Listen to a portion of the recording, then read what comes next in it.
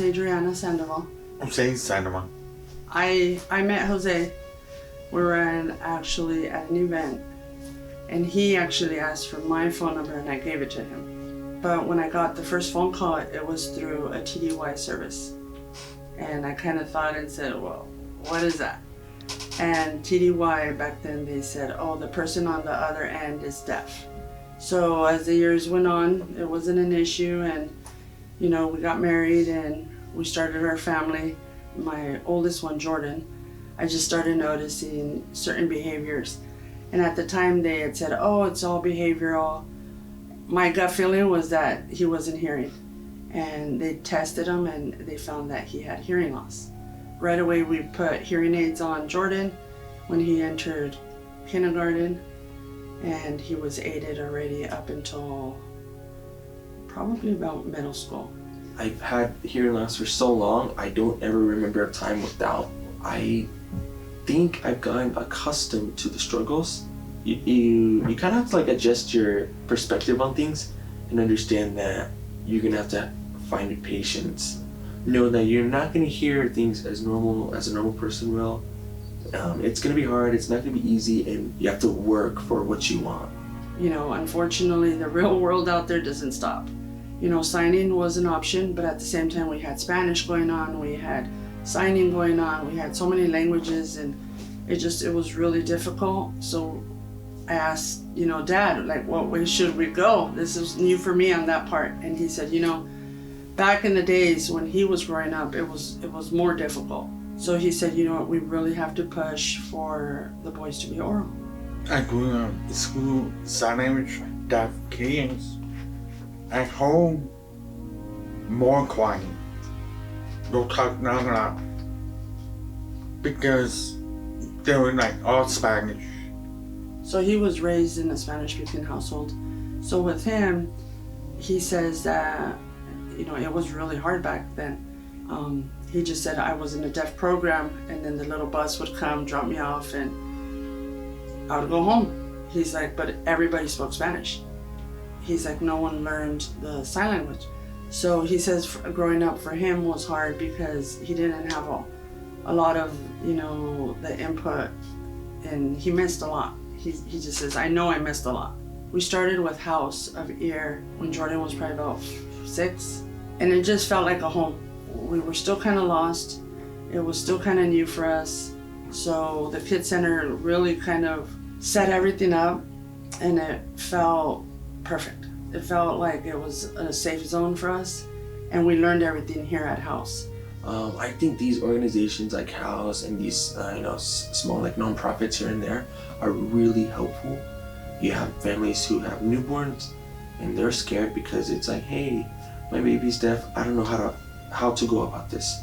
So organizations like House kind of provide a blanket of comfort, and it's here's some services that you could use that'll help you in your own household or even at school.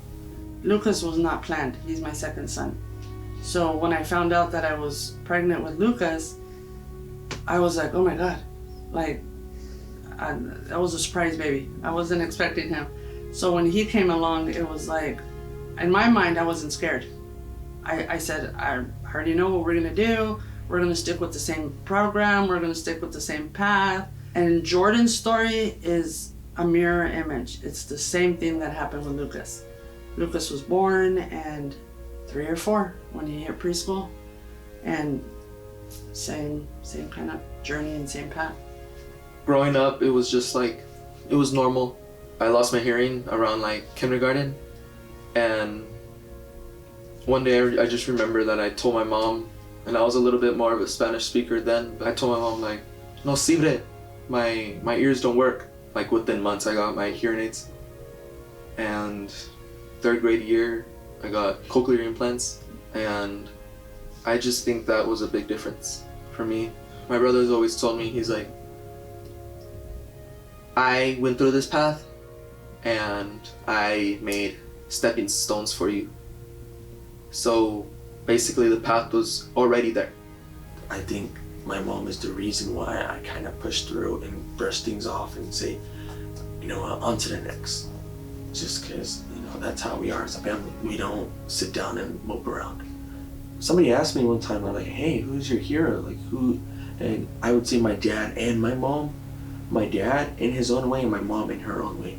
Having someone that I can look up to and see how he goes on about life, being deaf, he has struggled, and I see that I'm struggling, but at the same time, he's making the best out of it.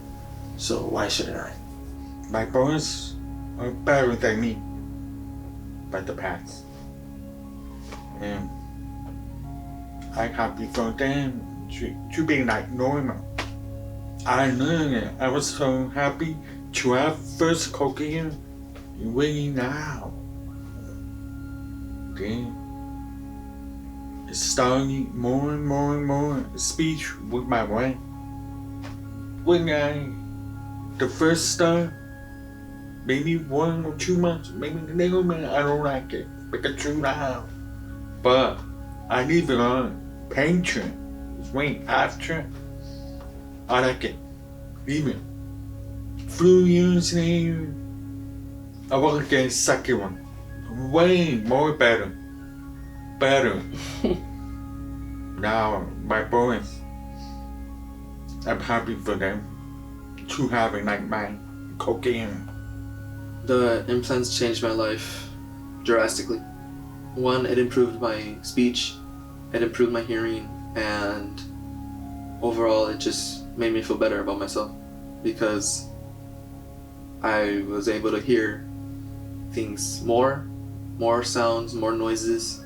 It's been definitely a long and adventurous and rewarding journey. It hasn't been easy. It's many years, lots of hours put in.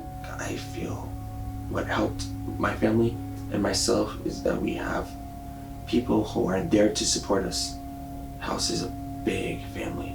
Where he says, my boys are better, he sees all the hours and all the therapy and everything that was put in on the boys' part.